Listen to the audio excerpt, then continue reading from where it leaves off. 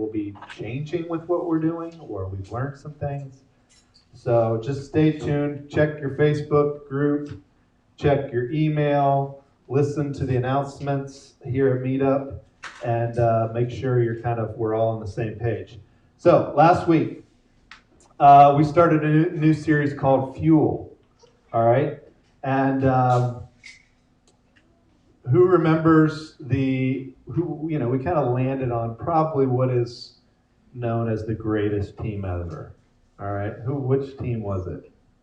I think I'll accept two answers. USA Hockey Team 1980 Lake Placid. Okay, right. And then we talked about another team. Jesus. Yeah, if you don't, right? It's like Sunday school. If you don't know the answer, just say Jesus or Bible. You'll probably get it right. Yeah, the early church, right? That Jesus led, the head of the church, that team. We took a look at Acts and saw these two key qualities that make a great team. And we said, hey, if a team is a really powerful and I believe accurate analogy of who we're called to be and what we're called to do as the church. And so we're going to look at another team. I bet you can guess which team we'll be taking a look at today.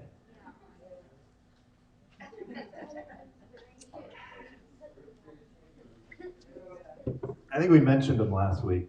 Because I do think they probably, for a few reasons, fall into the conversation of one of the greatest teams ever. They did some things that no teams had ever done before.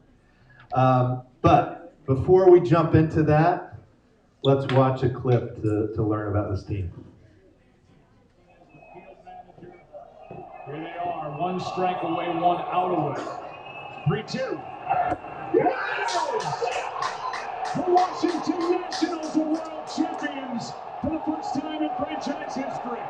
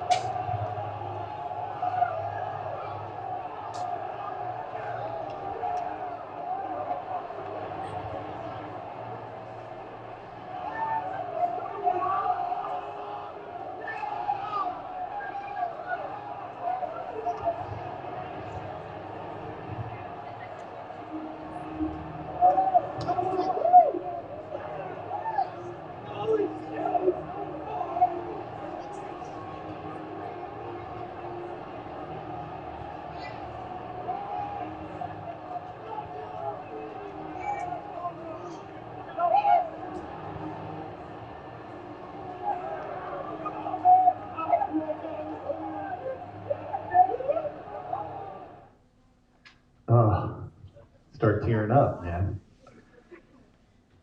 Don't you want to be a part of a team like that? Right? Like, that's, I think, what we all want, is to be a part of a team, a part of a group of people that have that level of relationship, that are celebrating fruitful mission, success, and did it together, and we're on the journey together, and it just makes that so much more meaningful when you share it with other people. And again, one reason why I think the Washington Nationals, were one of the greatest teams ever. I was going to wear maybe my other shirt that Brent got me that says 19-31, okay? Because that's was their record early in the season. And Davey Martinez, the manager, the coach, said, stay in the fight. That was his motto the whole year. And so Brent got me a t-shirt for Christmas that said 19-31 because that was their record, which they were done, right? It's a long season in baseball, but many people said there's no way, they're done. And a big reason was they had tons of injuries. Their starting lineup at that point was not playing. They had people off the bench playing every day because people were just hurt. But And I remember Davey's job was on the line. People were talking about him getting fired. Max Scherzer, the greatest pitcher, their star, there were trade talks about trading Scherzer, but they didn't let the negativity and the doubt get into the clubhouse. Okay, the clubhouse means on the team, right? They continued to believe that they were getting better, that when they got healthy, that things were going to change and they could still accomplish the mission. They let the challenges bring them together rather than push them apart. And they didn't give up. They stayed in the fight to the very end. And as you see, a big part of that is because the relationships of trust, the authentic relationships that existed. And as we'll see in a little bit, like, they had fun in the midst of the hard work. They were on a meaningful mission that was sacrificing for one another, but as they did, they enjoyed it. They had fun together as they went through the challenges and as they worked hard. And we will see them celebrate, and we'll see in a little bit just some of the things that show the kind of team they were. And again, that they, the Nats, were a great team, again, because they had the two key qualities. They had authentic community that they were intentionally developing. Okay? They weren't just going, this is going to happen by accident, because those kind of relationships don't happen by accident. They were intentionally developing authentic relationships and doing what is necessary, even though it's uncomfortable. I mean, it's uncomfortable to develop real, authentic relationships. But then they also had a shared, meaningful mission, a mission that really mattered, that made a difference. They were going to be the world champs of Major League Baseball, and they all wanted it. And again, they had been good teams before and couldn't get over the hump of winning a playoff series.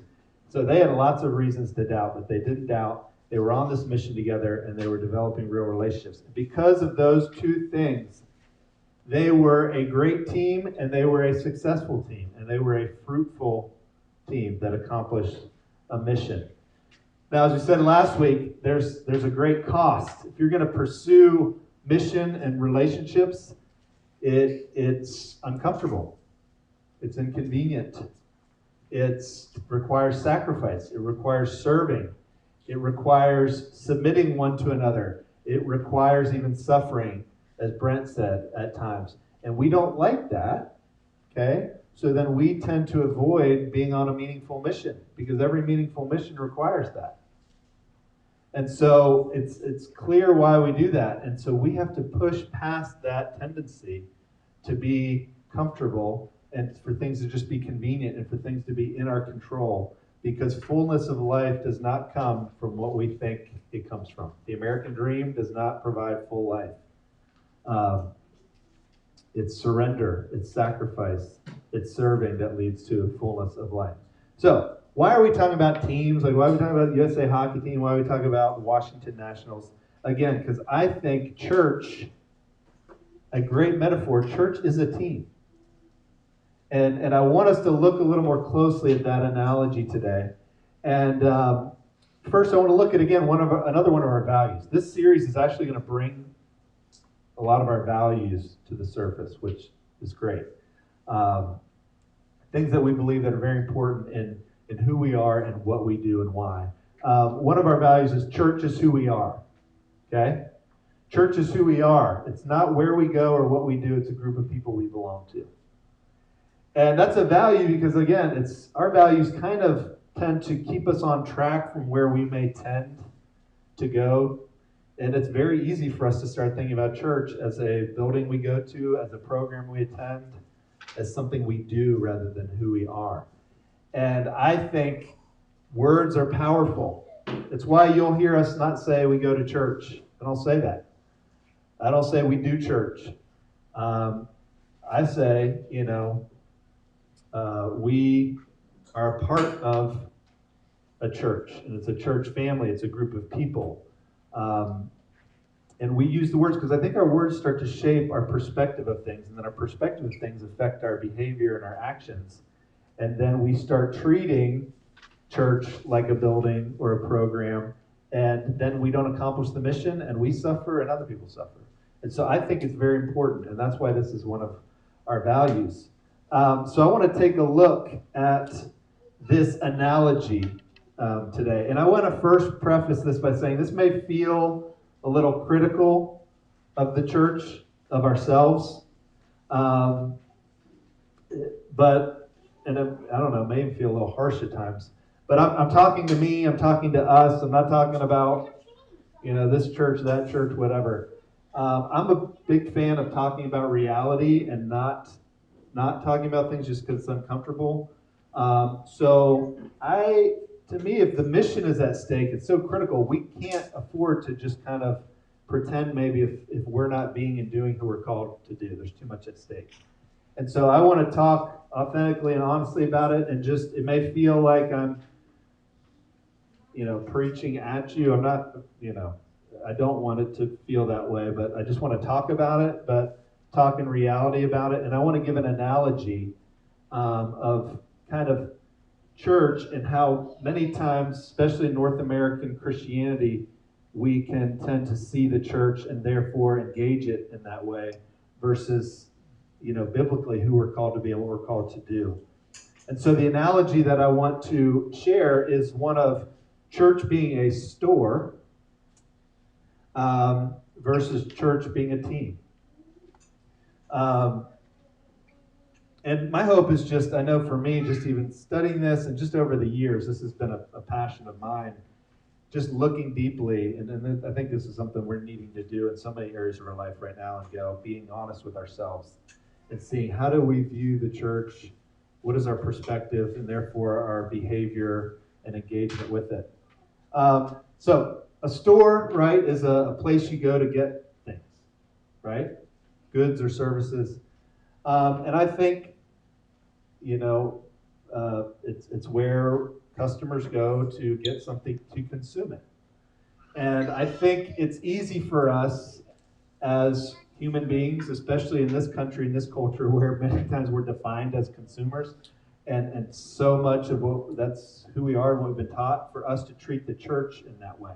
And I think even the model that has developed over time makes it easy for us to see and treat the church as kind of a store versus a team. Again, a team is a group of people that we belong to and are committed to, and has a shared mission that is meaningful and matters that we are committed to and we're pursuing. And again, a good team has this authentic community amongst those that are part of it and a shared mission that they're pursuing.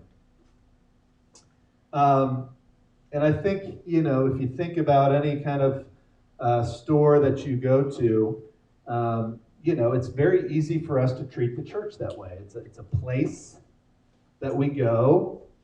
And even now, stores now, they're online or they're a building, brick and mortar, and it's very easy now to go online to a place to go, or to a place, physical place, and go to receive spiritual goods and services that we need personally, or to provide services for us to serve, even. An entity that exists to provide the opportunities for us to do what we're supposed to do as followers of Jesus. Which is it's all good, right? We're not, but again, it's a very slight thing here that I think can make a huge difference. Let's take a look at kind of the manager versus coach. So, the manager at the store, the owner, let's say, or the manager is the boss of the store, right? And many times, if your first job, or maybe your job now, the truth is, in this culture, a lot of times, the manager, the boss, is leveraging their influence for their own benefit. Okay, many times it is for the mission, but a lot of times as human beings, we're tempted and we get power and authority. It's easy to leverage that to benefit ourselves. And often they see the employees as there to serve them. And often leaders, managers are distant, right, from the employees and definitely the customers. Well, a coach on a team, and it's interesting how in baseball, it's the only sport where they call the coach the manager. So Davey Martinez, who's the coach, they call them the manager. side note. But the coach is the head of the team, okay, right?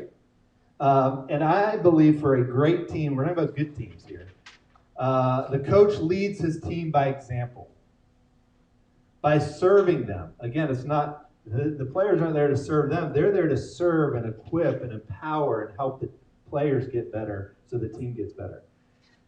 The coach leverages his influence and power for the benefit of his players and the mission that they share. He gives them, or she gives them, what they need to be fruitful, okay, to accomplish the mission.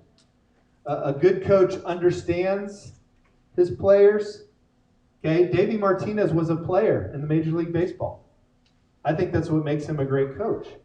One thing I love about baseball, other than more so, which is, again, different from any other sport, is the coach wears the same uniform as the players. Okay? I love that because he's part of the team. He's leading, he's coaching, but it's like I've been there, okay? And I'm still there with you, and I understand. I'm a part of the team. And I love how Davey was a former player because he understands. He's fought in the trenches. He's been on the field. He understands what it means to be a teammate. Well, as the church, Jesus is the head of the team. Okay? Not, another person, not a pastor, not another leader. Jesus is really the head of the team. That's what Scripture says. He's the head of the body, of the church. And Jesus, again, is the example. He submitted himself. He had every right to be served, yet he gave up his rights and submitted himself, which submission, we get that word so messed up in our culture. All it means is to consider someone above yourself. I submit to you as I'm putting you and your benefit and your well-being above mine. And Jesus did that. He gave up everything and died a criminal's death on a cross so that we could live and flourish. Jesus loves his players, okay? And he knows them. He has a relationship with them. He's not a distant leader. In Matthew 20:28, it says this, the Son of Man did not come to be served, but to serve, and to give his life as a ransom for many, not man. Although that would probably work too. It's many, actually. It's a typo. So, a manager, if you think about it in a store and just business, they want to find out what you want and give it to you, right? Customer is always right. And I think the church has fallen into that trap too. I see it where we treat members of the church and even people in the community like customers, where we're like, what do you want? We'll give it to you if you just come be a part of our church, if you just show up, or if you connect us and we're giving people what they want. The reality is the church is so different from that. Okay? A coach is there to give you what you need, whether you want it or not. Because they care about you, because they love you, because it's your interest that they're taking at heart. And the player isn't always right. And in the church, Jesus is always right, not us. That's why we look to his word and to his words to find out what is the right thing. And it may be uncomfortable and it may not be something we want, but it's what we need. And so Jesus is the one that is the head as the coach for the team going, here's what you need. I know you don't want it, but I love you and I want you to be the best player you can be. And our mission is at stake, so let me tell you what you need. And I want to provide that for you. So, again, managers in the store want to provide customers with convenience, comfort, and control because that's what people want. I mean, you see every advertisement out there, they're selling, hey, you can be in control of your life, right? Hey, you've got DVR now, you can control every aspect of the TV. It is in your control. You can see anything you want at any time, and the options are endless. But in convenience, right? Everything that is being sold is to make things more convenient, to give you more control and more comfort. Okay? Well, Jesus' objective as the coach is for you to live a full life by truly knowing and following him in everyday life. which is inconvenient and uncomfortable. And it means God's in control and not you. So he actually wants us to surrender. He wants us to sacrifice and to serve and even suffer, because he knows that will change our lives, and it will be a part of us helping change other people's lives. And so again, that's the difference between a store mentality and a team mentality, is just the coach and the ultimate head and leadership of that group. Let's move to kind of employees versus leaders. Employees are kind of the people that are getting a paycheck. They're part of the staff, and they are responsible for facilitating transactions, right, in a store. They're the ones kind of providing the spiritual goods and services. If we were to take the church and kind of say a church kind of as a store, they're the ones facilitating. They're the ones providing those, the things that people, the customers, are consuming, in a sense. Well, as a team, leaders are just teammates, okay? Leaders are just members of the team. They just have a specific role as a part of the team like everybody else does.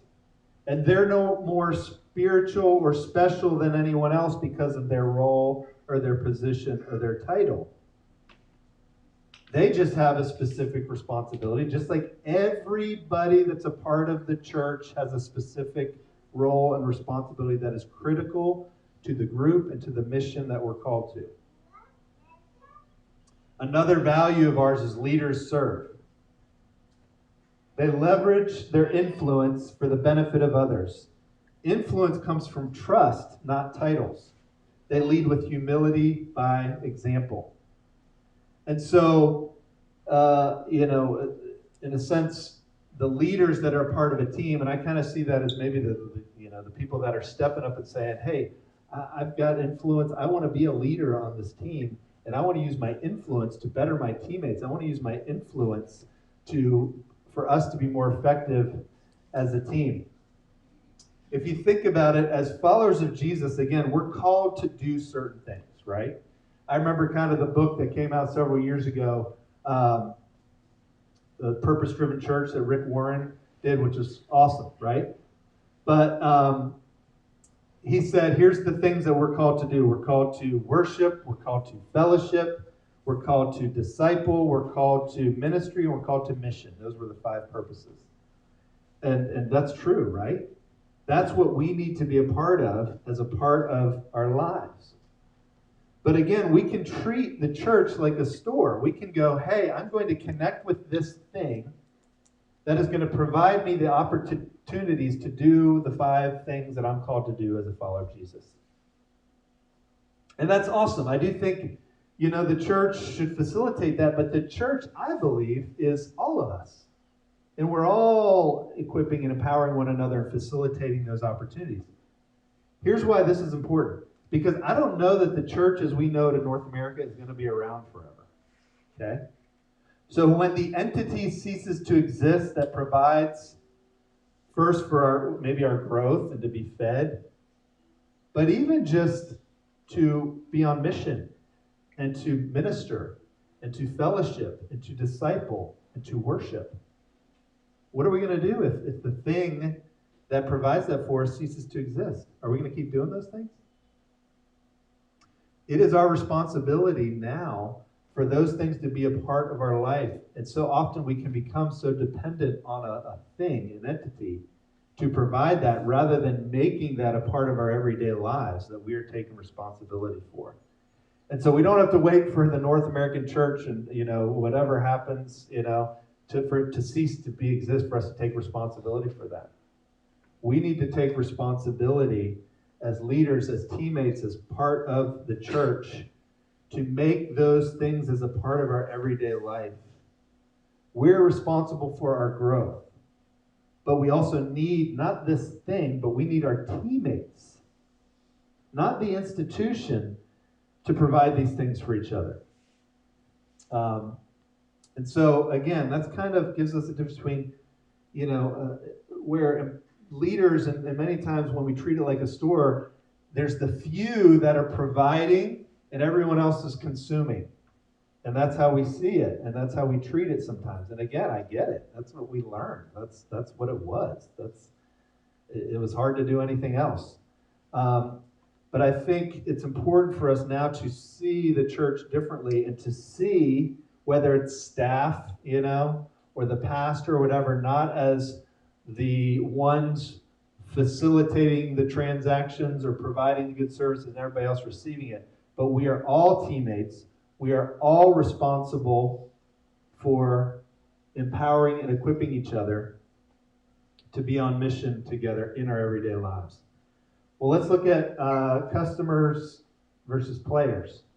All right, at a store, the people, you got the manager and you got the employees, but then you got the customers that come in to engage with the store to see, they have something they want or something they need, and they're coming to check out what there is to what's offered. On a team, the difference is we're talking about players, people that are part of a team, rather just than consumers. They are contributors on the field, right?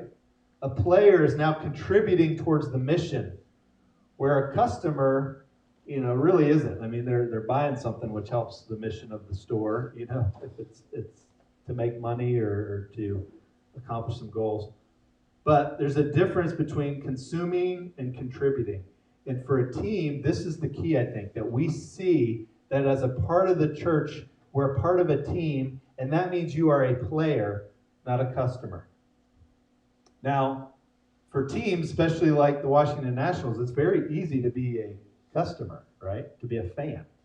So we could be, when it comes to a team, still a consumer. Okay? We could still be a fan that is buying coffee mugs and shirts and tickets to the game and sitting in the stands. Or we have the option. We can be a player.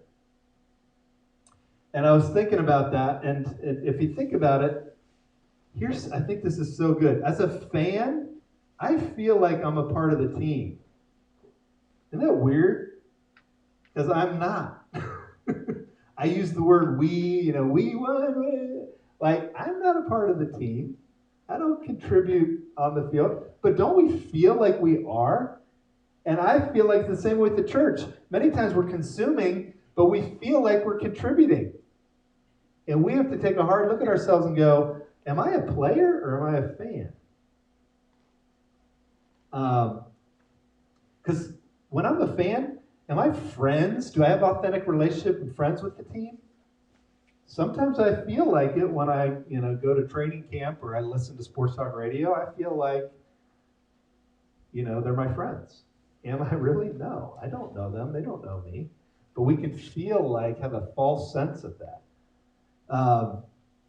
I'm still just a consumer.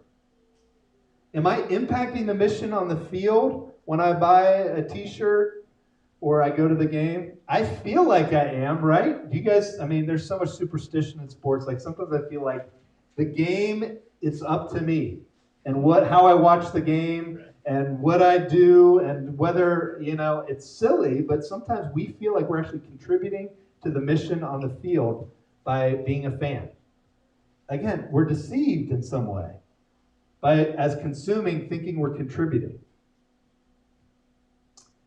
But no, as a player, you are now a contributor. When you choose to play and you are on the team, which we are, when you come to know Jesus, you're automatically on the team. So we just have to act like it. Because now you're a contributor, not a consumer. You can make a difference on the field because you're now in the locker room. You're in the huddle. You're in the practice. You're in the film room. You're in the weight room.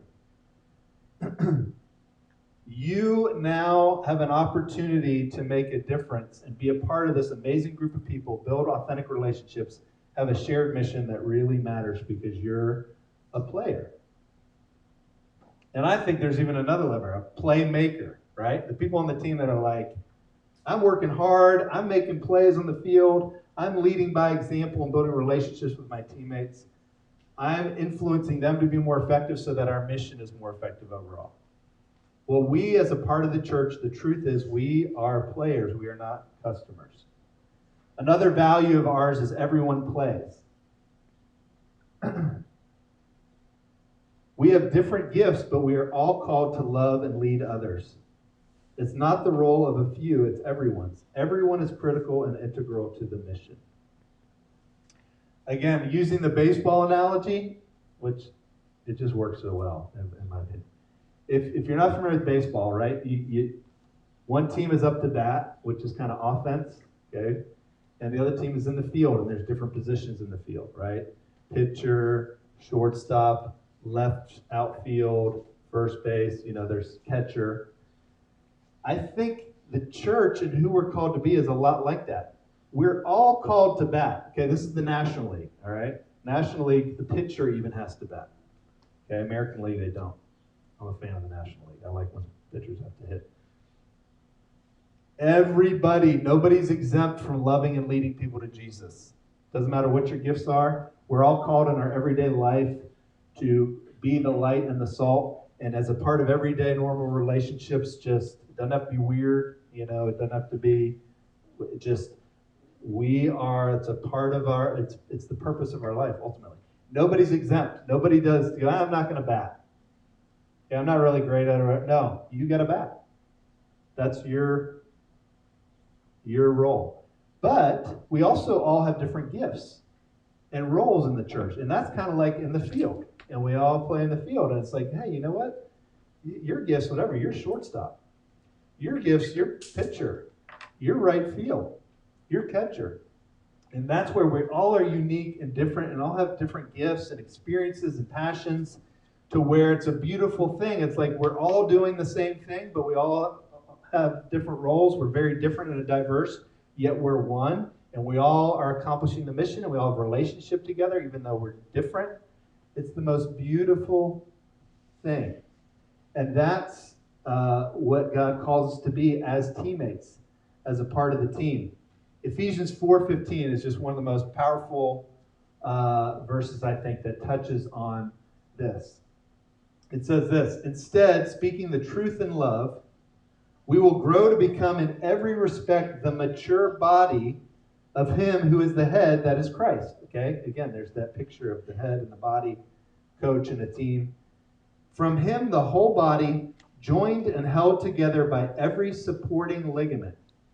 Okay, think of the body. Like you have all these parts. It's the ligaments that are connecting the parts of the body so that they can function together effectively. Held together by every supporting ligament, grows and builds itself up in love as each part does its work. Again, the body is, and a team, it's the relationships that hold the parts of the body together so that they can function effectively to accomplish the mission, right? If you don't have the relationships that are the ligaments holding it together, you are not going to be very effective. In the same way your body would not be very effective if you didn't have ligaments, right? It's the relationships that are the ligaments. It's the authentic community that is the ligaments holding together this team so they can effectively accomplish the mission, be fruitful, so that lives are changed. Again, a great team becomes more than the sum of their parts. That's when the magic happens, right? That's what happened with the Nats, is they became more than the sum of their parts.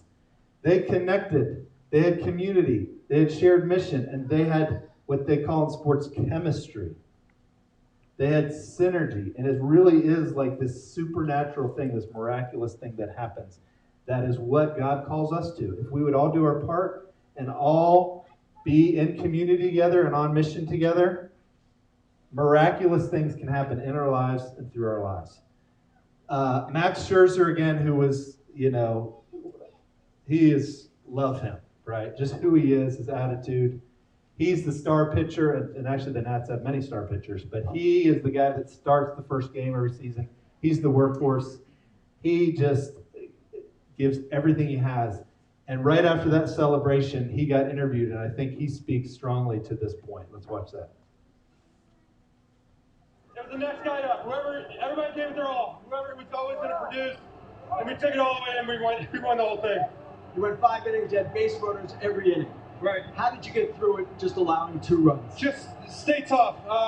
They're a great team, great offense. They require me. Just try and make pitches. Stay with gun. Trust your instincts and just compete. Lay it on the line. Just whatever you gotta do. Greg did a heck of a job tonight of working quick, and I was just gassed. But hey, you gotta give it whatever you got. How did you feel physically? Was it a risk to pitch? No, I was physically good. The cortisone shot worked. The adjustments worked, so I felt good. What is it about this team, Max? What makes it so special? 1 through 25, everybody. That's the only way I can describe it. The energy, the camaraderie, the belief in one another. It doesn't matter. Everybody just believes in each other. Congratulations, Thank Max. you. Enjoy it. Joe, back to you. All right, thanks, Kenny. I love, he says, he goes, what was it? He said, it's 1 through 25. Every person matters. Everybody doing their part. Everybody showing up. So if you don't know, Max Scherzer was supposed to pitch in Game 5, and he woke up and couldn't raise his arm above his shoulder. He had a muscle spasm in his neck, and he was supposed to start Game 5, and he couldn't. And then Strasburg pitched Game 6, which actually gave them an opportunity to play Game 7. And it was like, no way Max Scherzer is going to be able to pitch. And he came out and pitched Game 7. He got a cortisone shot, and he came out and he said, and he is the example, talk about a leader, of just giving everything you got by example and influencing his teammates. And again, he never takes credit. He goes, it's about the other 24. And again, what an example of what it means to be a team. And again, if you think about a store, how do the owners treat customers? They see them as all the same, right? A demographic that they fit into that we're targeting to give them what they want. That is not the team. The team is a diverse, unique group of people that are unified and working together. And yes, they're about the same mission, but they're very different, have different roles and gifts and experiences. And so, again, it's such a beautiful thing. And that's who we're called to be as the church. Let's look at other customers versus teammates. If you go to a store, right, are you friends with the other customers that come in the store? Like, you don't even know who they are, right? You don't really know who the staff are. You don't know who the other customers are. Do you share any kind of mission with them? No, except for just you're there to get something that you want.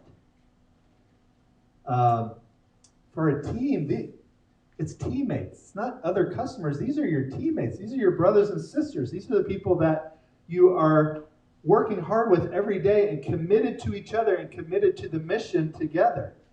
You're accountable to them. You're accountable to the coach, and you're accountable to the mission that you've all agreed to. If you think about a store, like now you can kind of join, right? Which means you get the email or you get the card to get, the free stuff after you get 10 things, whatever. It's like join. Well, it's like I'm connected to the head, but I'm not connected to the rest of the body, other people that have joined, right? It's just this somewhat vertical relationship that's not really a relationship. On a team, if you are connected to the head, you are automatically connected to the body. Again, so often in this culture, a lot of times people are not big fans. They're like, I love Jesus, but I don't love the church. Well, the reality is you don't get to choose that. If you're connected to the head, it means you're automatically part of the family, whether you like it or not, whether it's dysfunctional or not, like you're a part of the family. And let's make it not dysfunctional, okay? Let's not be like another team in Washington, okay? That is the opposite in many ways of what we're talking about here. And it's become even more so. It's been obvious over the last 25 years, but as soon as I think it's as dysfunctional as it can be, you find out it's even more dysfunctional. That's not a kind of team I want to be a part of, okay? And they're not being very successful. They're not accomplishing much mission. And they don't have very great relationships, it appears, even on that team. We have to be intentional about that. So, when you join a team, man, it's relationship. It is shared mission. It's very different than joining a store or your relationship with the other customers. Relationship with teammates is very different. here's something I've said it so often, and again, it's if we could just get this in our heads, it would change everything. When you go to a store, let's say this, when you don't go to a store, you don't get anything, right?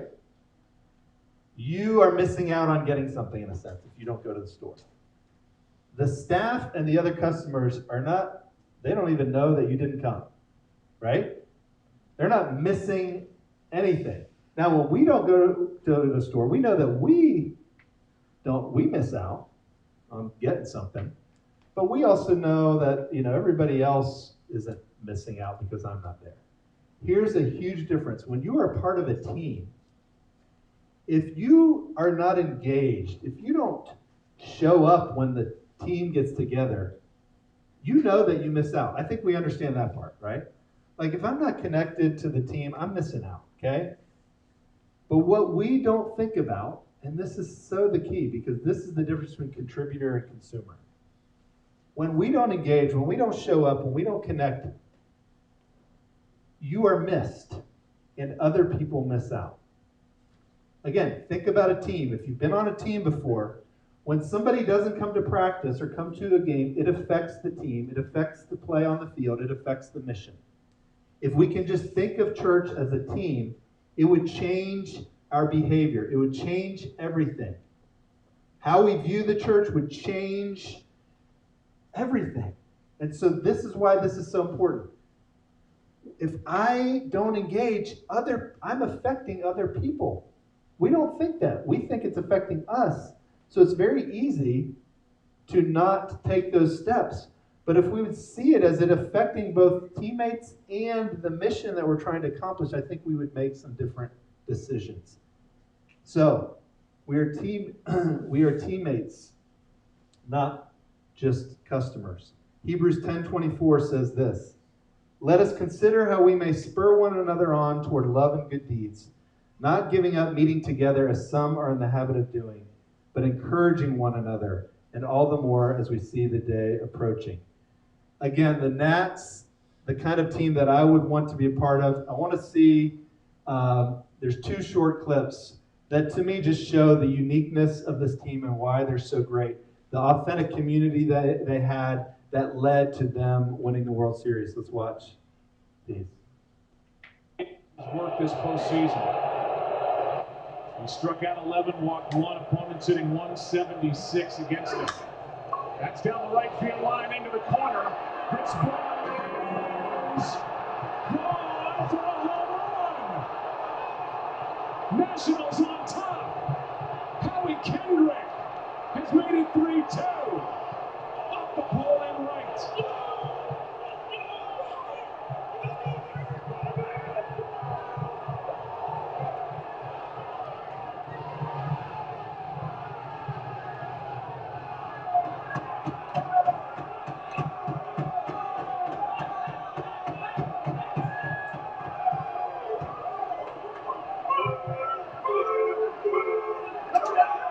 They just keep coming back.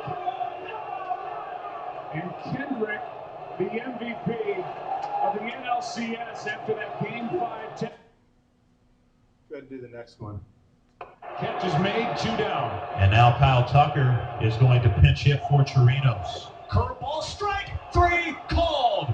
On pitch number 114, Steven Strasburg locks up Tucker, the pinch hitter, on a breaking ball. He survives the 6th inning with the game tied. Strasburg emphatic high fives on his way down the dugout steps on the third base side. And Strasburg gets the now 4-way hug. All right. Oh, I love it. So this team, after every home run, if you got a home run, you would do a dance in the dugout. All right? And so you can go and see all the different dances. You see the relationship. You see the fun that they were having as they were working hard. And Howie Kendrick and Adam Eaton, if one of them would hit a home run, they would always do that. They're both car fans. And so they would do the, whatever. So you just see the relationship. And then Steven Strasburg, the guy that you would never have ever, you wouldn't even see him smile, got to the point where he is hugging Gerardo Parra, Gerardo Parra is shorter than him and would just put his head in his chest. And they would just hug and rock back and forth. And, Steve Strasburg in an interview said, I'm not much of a hugger, but it was a special thing that happened, which led to something special happening. And so you see, again, the authentic community and the mission being accomplished. Let's look at competition versus enemy. In the store, there's competition, right? The competition is other stores. You're fighting for market share. In the church, many times we're just shuffling sheep, right? Instead of actually maybe reaching the hurting and the lost. Or with other customers, a lot of times it's like we're against the other customers because if you get what you want, then maybe I won't get what I want, right? Well, when it comes to the church, we have more than competition. We have an enemy that is a deceiver and a destroyer. Let's look at these three scriptures real quick. John 10:10. The thief comes only to steal and kill and destroy. We have an enemy that is intentionally and actively seeking to destroy your life. Okay? We forget that in the church because we think church is just consuming and there's no real enemy when I go to buy something, right? When you're part of a team, there's another team that is doing everything in their power for you to lose. Case in point, Houston Astros, that we found out after that they had been cheating for the last 2 years and did everything, things you weren't supposed to do to win and to beat the competition. And even there's other teams that are mad because they felt like it was stolen from them, the World Series or the MVP. Again, great analogy. You have an enemy, we have an enemy that wants to destroy our lives, steal our lives, and not let us experience the full life that Jesus came to give us. John 8:44, talking about the enemy. He was a murderer from the beginning, not holding to the truth, for there is no truth in him. When he lies, he speaks his native language, for he is a liar and the father of lies. 1 Peter 5:8. Be self-controlled and alert. Your enemy, the devil, prowls around like a roaring lion looking for someone to devour. We cannot pretend we're going to not accomplish the mission if we think we don't have an enemy, that we're a team that isn't on the field with someone that is seeking for us to lose and will do everything that he can. So we need to stick to our strategy, okay? And that strategy is really the life and words of Jesus and who he calls us to be. But we also need to scout and know our enemy and be willing to create our strategy in light of that. And so it's important for us to know that we have an enemy, and his greatest weapon is fear, and he lies, and that's what he does and how he keeps us. And one of the deceptions is to think that the church is a store rather than a team. That's his great, man, if he can get us to see it that way and treat it that way, we lose in many ways, and many people lose. Let's look at goals versus mission, and we're going to wrap it up with this. Kind of in a church, you kind of have industry standards of success, and often what that looks like is butts and bucks, okay? Right? Let's get people in the store, and let's get them spending their money. Unfortunately, in the church, sometimes that's what our goals and mission are. It's just maybe butts, bucks, and maybe baptisms, which is a great thing. But sometimes it's just, let's get them wet, right? Let's get them to raise their hand, or let's get them to come forward. We are called to help people find the full life that Jesus came to give them and help them love Jesus and love other people in everyday life. John 10:10, that verse that says, the thief comes to steal, kill, and destroy. The next part says, and this is Jesus speaking, I have come that they may have life and have it to the full. Our mission is for everybody to experience the full life as they love Jesus, have a relationship with him and other people in everyday life. So, church is not, I think it was Erwin McManus that quoted this. He's a pastor in LA. He says, the church is not a thing that is here for us, meaning Christians. We kind of think that. Church is this entity, this institution that's here for Christians. Church is not a thing that's here for us. We are the church, and we're here for a lost and hurting world. Very different. And we need to see ourselves that way. We're called to be contributors, not consumers. We're called to commit to one another, be in relationship with each other, and on Jesus' mission together in our everyday lives. And again, we can't beat ourselves up. Okay, this is what we were taught, but we need to unlearn this. We need to unsee the church as this thing, and when we're consumers, we need to stop seeing the church as a building or a business, but as a body. We need to stop seeing it as a time on Sunday, but a team we're a part of 24/7. And if we do that, I believe we'll stop being kind of fans in the stands, but we will be playmakers on the field. You'll be hearing a little bit more about this in the next couple weeks. But two things that we facilitate, and again, it's you taking ownership responsibility, but facilitate, foster, are two things that really to help have authentic community and be on mission. And that's what we call groups and we serve. And so groups are just smaller groups of people that are gathering consistently to learn, live, and love together in their everyday lives. Okay? And they're just smaller groups. They can do that easier when there's less people, right? If you are feeling called to start or lead a group, we want to help you do that. So just email us, because going into the fall, we want to let other people know about groups that exist, that are learning, living, and loving together.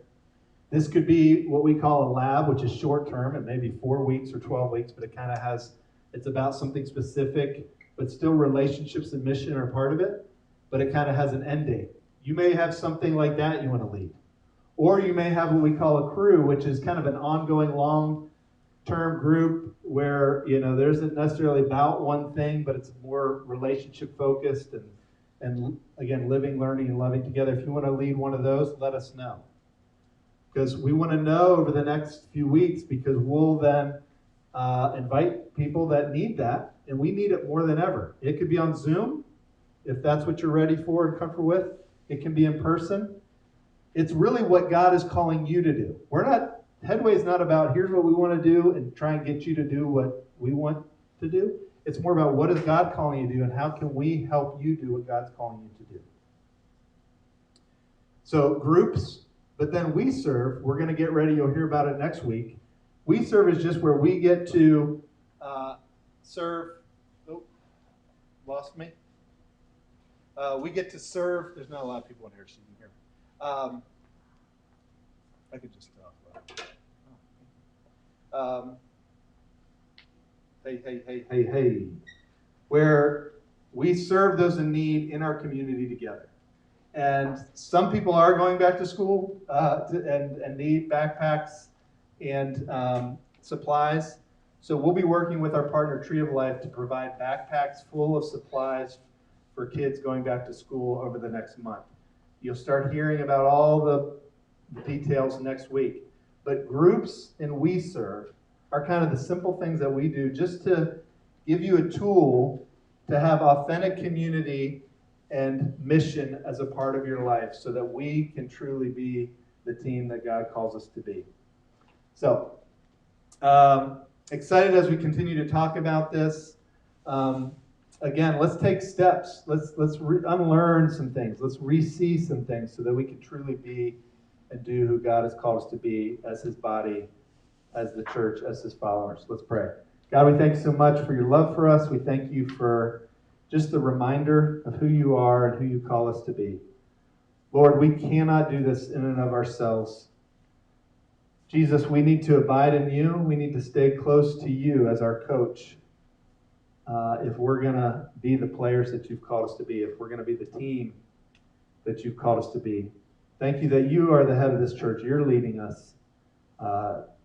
And your spirit in us is guiding us. And so we just pray that you would do what only you can do. You would change us and use us to change others. In Jesus' name, amen. Awesome. Thank you guys for coming. Again, hang out. Keep your masks on inside. Feel free to connect. And we'll be back here as Brent continues our Fuel series next Sunday.